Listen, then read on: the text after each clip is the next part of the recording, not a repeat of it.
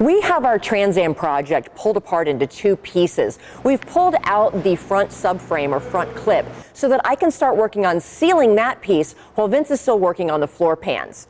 We found this incredible product when we were at SEMA in the fall called Zero Rust. This is a commercial grade sealant that is designed to protect either new or old steel from rust. So it's perfect for our project cars because what we have is a whole lot of old steel with a lot of rust on it.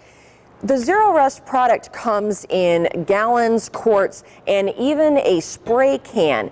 So what you can do is you can either apply this to the frame of the car with a sprayer if you've got a professional sprayer, or if you don't have a room that you can set up as a paint booth, you can actually just apply it with a brush. That's what makes this product so incredibly easy to use. But before you start applying it, you need to do some prep on the car. So here's what we're going to need. You're going to need some sort of degreaser and dewaxer. We just picked up some acetone. You want to get all the residue off of the frame of the car. And then you're going to need to take your wire brush. We've got one on our angle grinder and we have a hand one.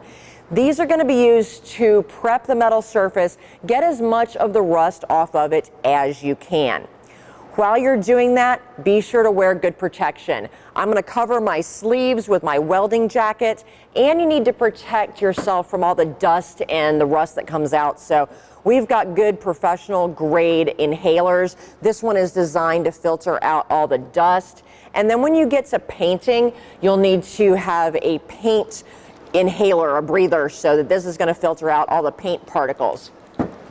And of course, you're always going to want to wear your eye protection and protect your hands. So we're going to go ahead and get started with the Zero Rust. I'm going to prep the car, I'm going to wire brush it, and then I'm going to start using the Zero Rust product. And I'm just going to use the brush method because we don't have room in our paint booth right now on this car. It's a small area and it's going to be really easy to do with a brush. So I'm going to get started.